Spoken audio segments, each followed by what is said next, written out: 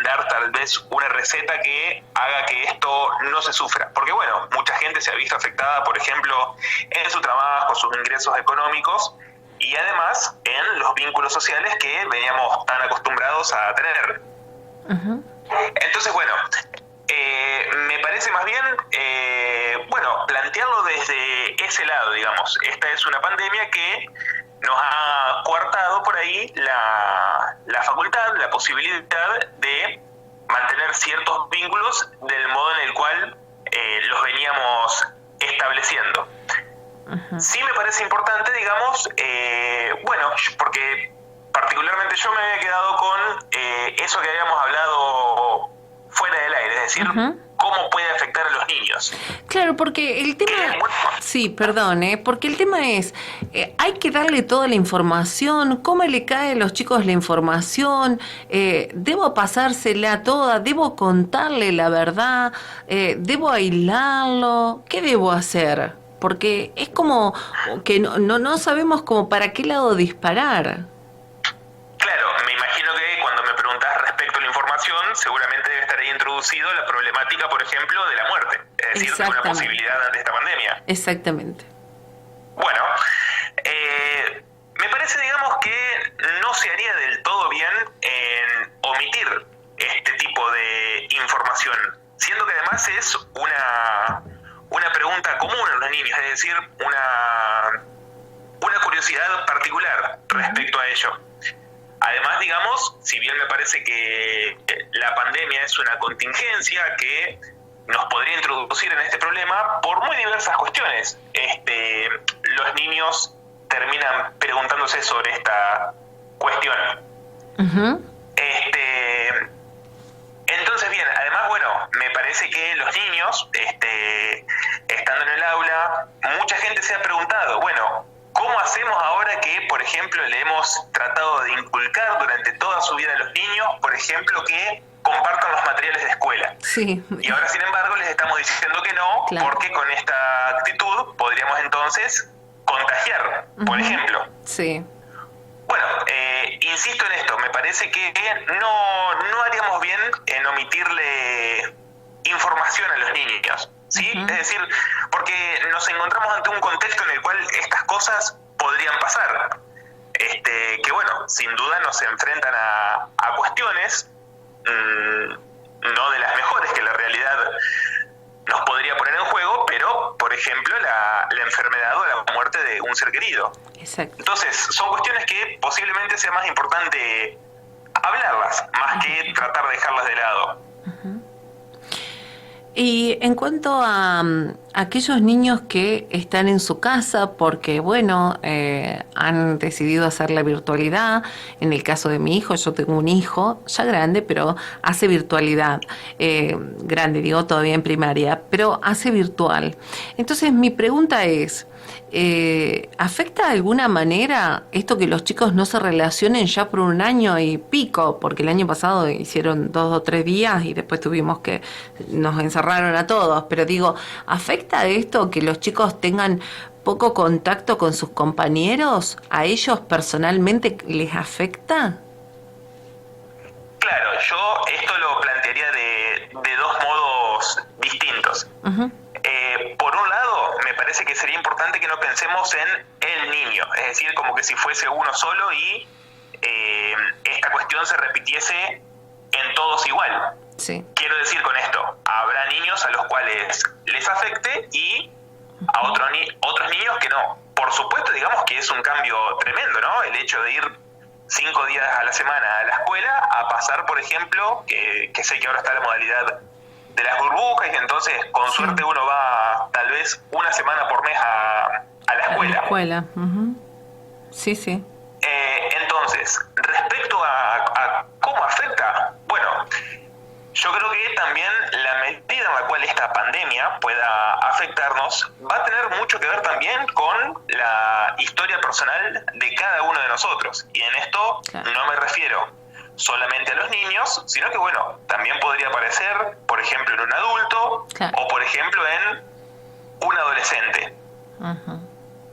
Entonces, no es algo raro, por ejemplo, un comentario raro que qué sé yo, una persona decida consultar diciendo, por ejemplo, estos, no sé, supongamos estos 2 meses que tuve que estar encerrado con mi mamá o con mi papá, la verdad que fueron insoportables. Entonces, necesito venir para hablar de esto.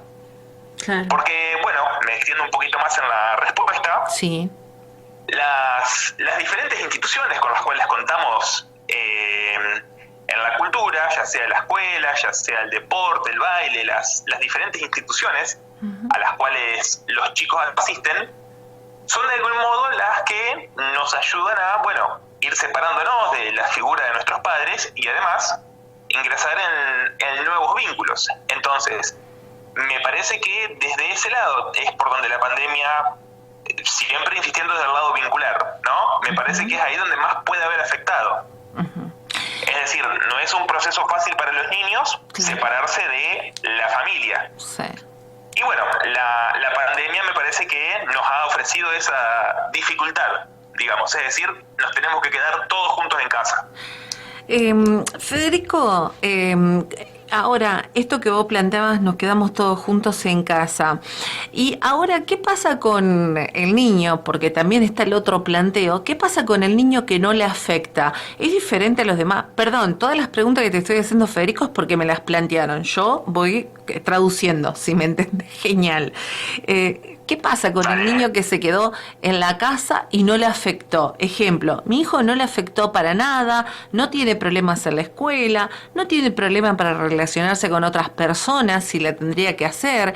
Hoy hace totalmente virtual él, pero digo, ¿qué pasa con los chicos que no les afectó?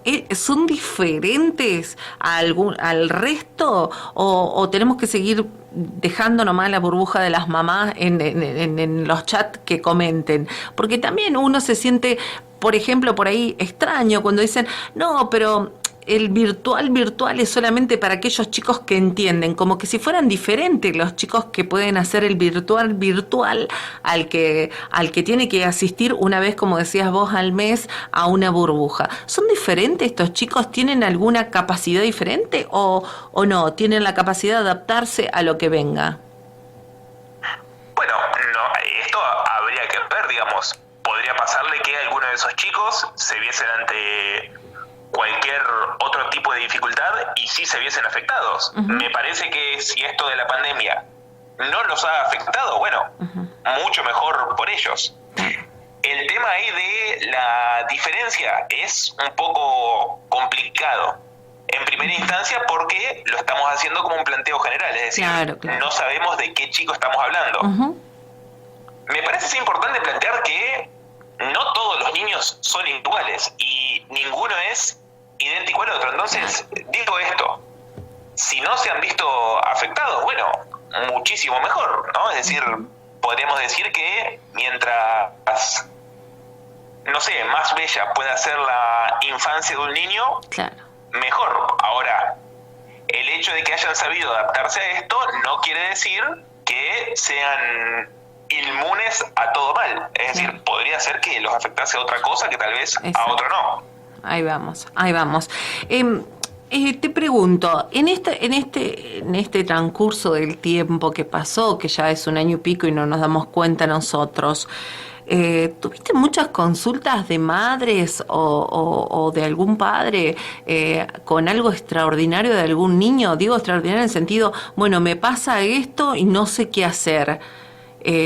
Porque a menudo nos encontramos con que hay cosas que no sabemos para qué lado mirar hoy, porque tenemos un país un mundo en que la situación está cada vez más peor, con que estamos, que no sabemos, bueno, ahora se van a tomar nuevas medidas, pero digo, no sabemos cómo para qué lado mirar muchas veces. Claro, me parece importante resaltar eso que vos comentás, la cuestión del no saber.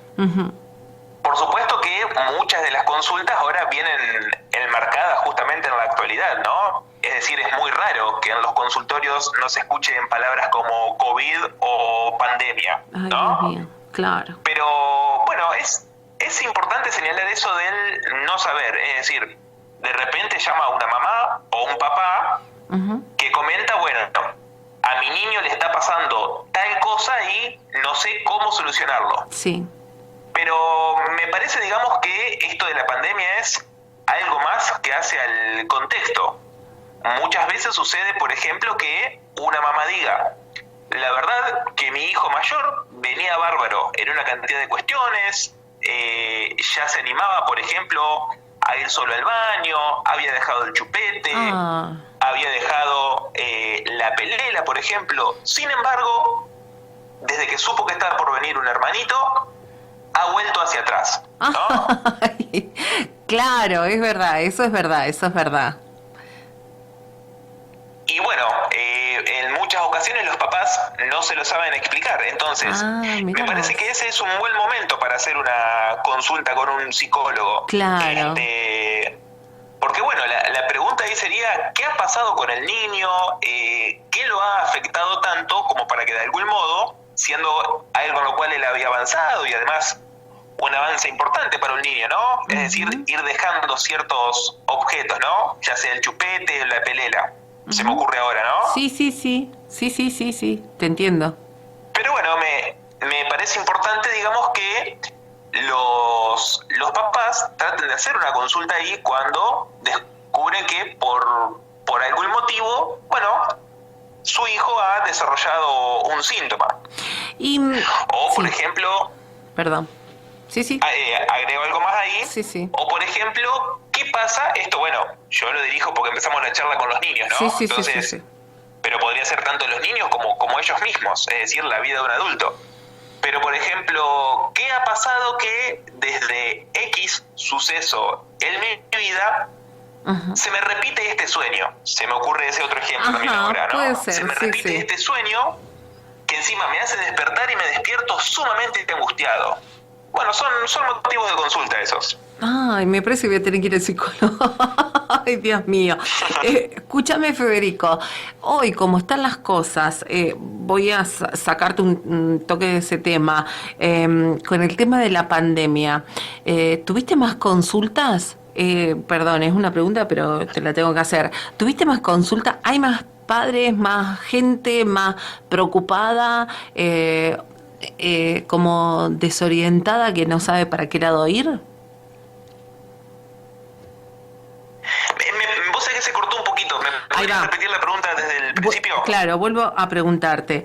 Desde que empezó la pandemia hasta acá, ¿tuviste más trabajo? ¿Llegó más gente? ¿Llegó más padres? ¿Más personas diciendo qué hago ahora? Yo diría que sí. En un principio, digamos, cuando la orden fue bien estricta, ¿viste? Del aislamiento en su principio, bueno, ahí obviamente hubo una reducción del trabajo por cuestiones lógicas de, bueno, quédense en sus casas, ¿no? Pero bueno, porque fue un impacto grande en el mundo, es decir, encontramos con una enfermedad que no la sabíamos explicar del todo bien, ¿no? Entonces, bueno, ahí uno mejor prefiere cuidarse. En la medida en que por ahí vamos entendiendo y adaptándonos, si se quiere, a esta nueva cuestión en el mundo, bueno, efectivamente, es esto que te comentaba antes, ¿no? Supongamos esto, algún adolescente que haya venido, o bueno, un chico que recientemente termina la secundaria, entonces está en la decisión de si ir a estudiar, si empezar a trabajar, y decir, bueno, antes al menos, qué sé yo, el fin de semana podía juntarme con mis amigos, podía ir al boliche, ¿no? Es decir, algo que me aleje de casa para de algún modo ir relacionándome con otros, ¿no? En cambio ahora me he encontrado que durante un montonazo de tiempo tuve que quedarme encerrado con mis viejos. Y la verdad eso me explotó la cabeza, ¿no? Entonces bueno, eso sí, ha sucedido. Han venido demandas de trabajo por ese lado, por supuesto que sí. Y ya te robamos tiempo, pero quiero decirte esto. Vos hacia nosotros, ¿cómo ves esto que nuevamente crees que puede afectarnos a nosotros anímica, moralmente, otro encierro de este tipo? Sí, por supuesto que puede afectar. es una situación difícil, ¿no? Porque pareciera que este es un trozo de realidad que nos dice que, bueno, algo vamos a tener que perder. Es decir, porque, bueno, me parece que uno de los puntos en los cuales más preocupa a la gente es lo económico, ¿no? De hecho, uno de los eslogans más comunes que se ha visto ahora es: cualquier trabajo es esencial si te da de comer. Sí, y me parece, totalmente, digamos, el comentario más lógico que una persona puede hacer, ¿no? Sí, todo Pero eso bueno, es esencial. digamos, me parece que también en el sentido político de las decisiones pone en juego la dificultad de, bueno, de qué hacemos. Que la gente tenga ahí para trabajar, para comer, porque bueno, si permitimos esto, también existe la posibilidad de que haya más contagios y, por sobre todas las cosas, de que tal vez esto lleve a la muerte de las personas. Sí. Entonces, me parece que es esa la dificultad a la cual nos enfrenta, es decir, a la posibilidad de una pérdida y, sobre todas las cuestiones, al hecho de tener que decidir. Que eso puede ser, el hecho, digamos, de tener que decidir puede ser bastante problemático para una persona. Claro. Sí, yo creo que para las personas, para el gobierno, para todos, ¿no? Debe ser una situación difícil. Vos sabés que yo jamás fui un psicólogo, ni un psicoanalista, ni nada por el estilo. Por eso mi pregunta por ahí son medias más inclinadas a lo que me preguntó la gente que lo que yo pueda preguntar. Pero sí me surge decir algo.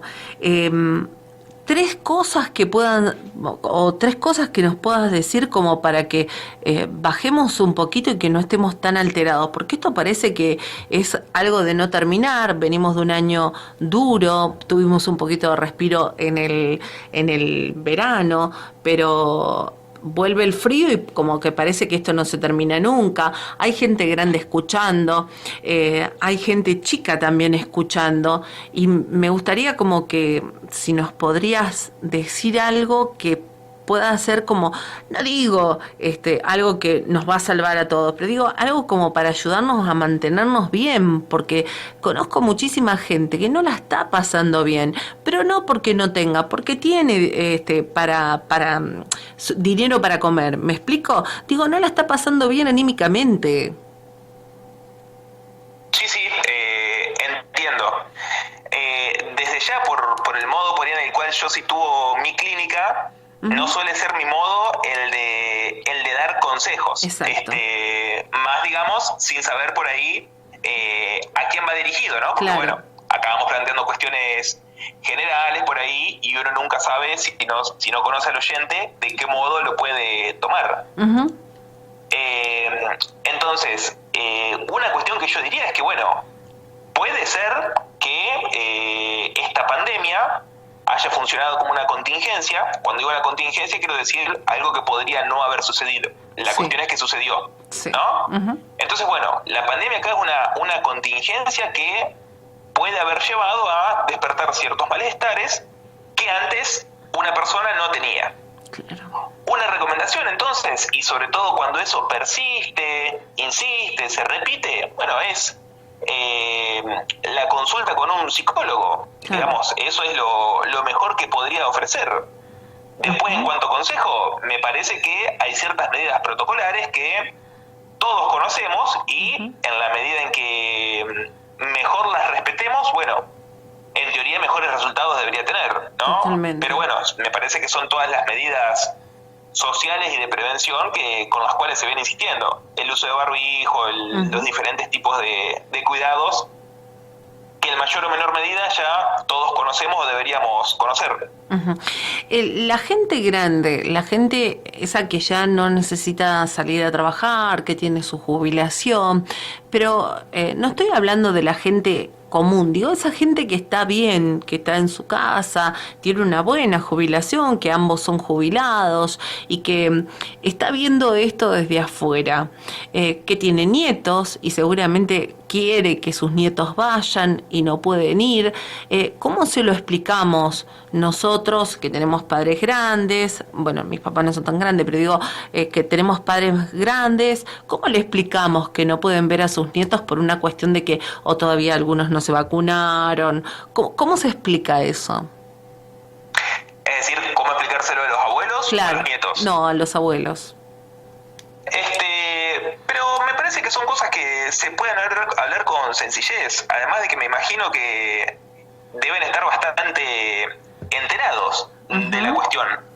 Por otro lado, me parece que con la pregunta que vos introducís, me parece que volvés a introducir ahí la problemática de la enfermedad y la muerte. Claro. ¿No? Es decir, uno bien podría explicarle, bueno, no solo a una persona mayor, adulta, sino también, bueno, a personas con diferentes enfermedades preexistentes que, bueno, si se contagiase, tal vez su vida correría un peligro. Claro.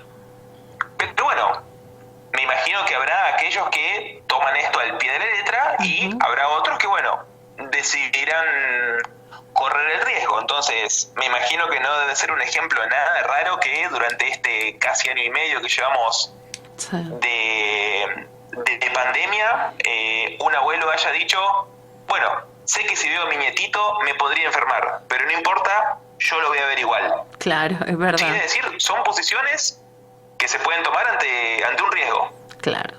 Sí, totalmente.